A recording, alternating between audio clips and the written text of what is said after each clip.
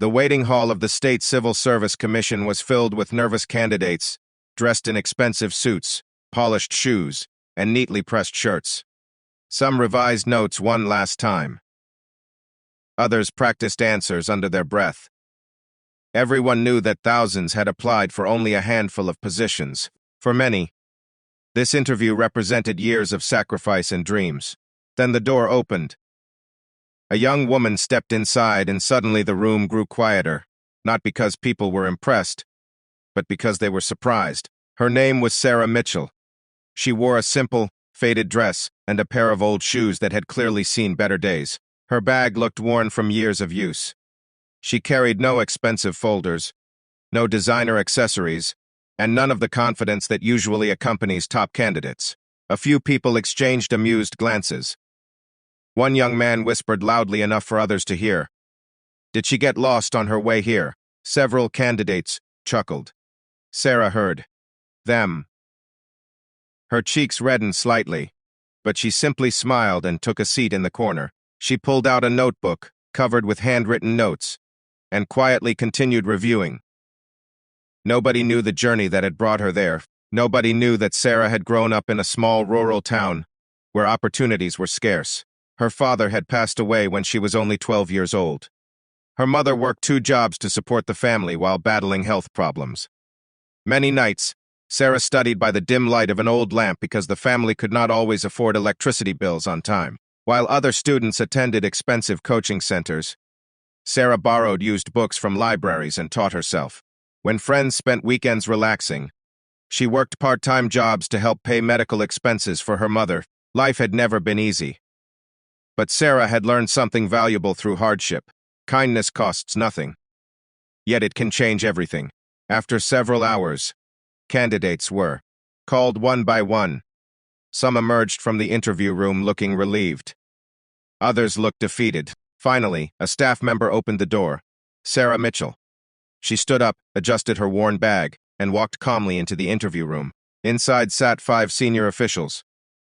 Each had decades of experience evaluating candidates. The chairman briefly reviewed her file and raised an eyebrow. Her academic scores were excellent. Her recommendations were strong. Yet her background was unlike most applicants. The interview began. Questions came quickly.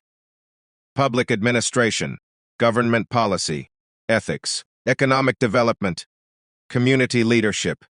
Sarah answered, each thoughtfully and confidently. The panel members exchanged impressed glances. Clearly, this young woman knew her subject. Then one senior interviewer decided to challenge her.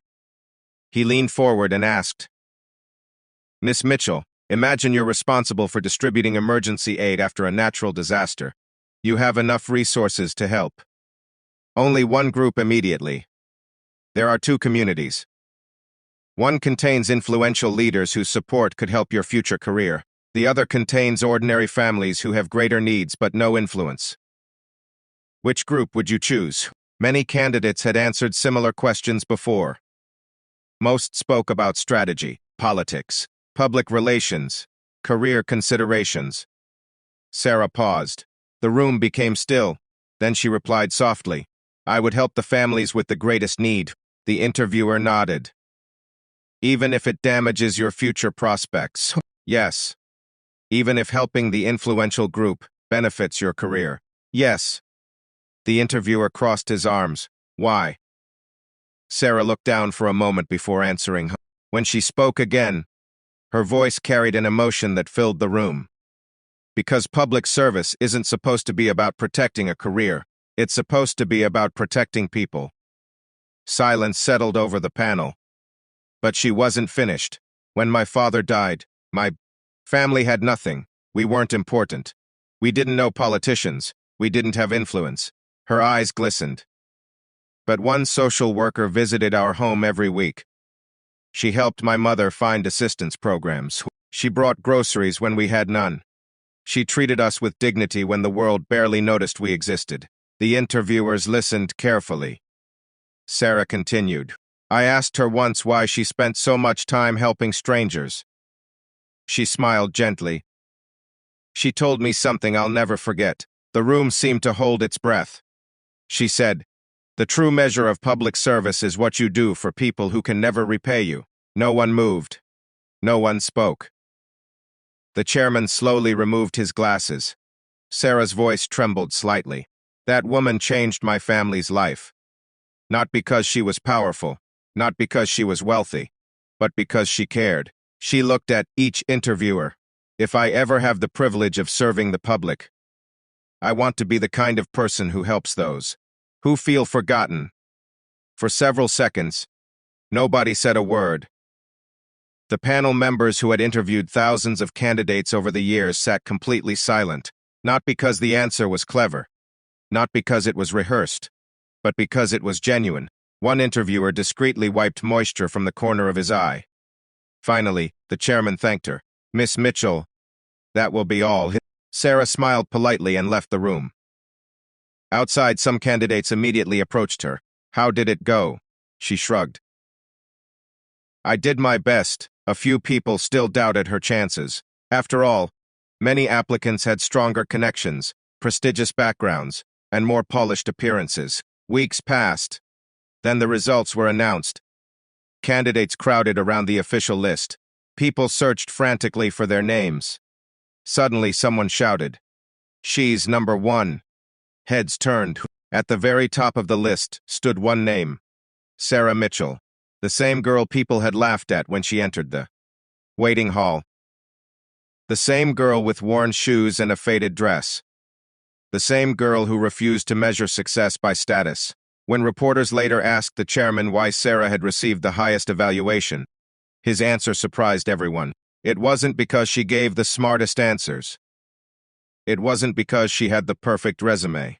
He paused before continuing. It was because she reminded us why public service exists in the first place. Years later, Sarah became known as one of the most respected public servants in her state. She launched programs for struggling families, expanded access to education, and fought tirelessly for communities that often went unheard. But despite her success, she never forgot the lessons hardship had taught her. Every year, she visited schools and community centers. And whenever young people asked her the secret to success, she shared the same message.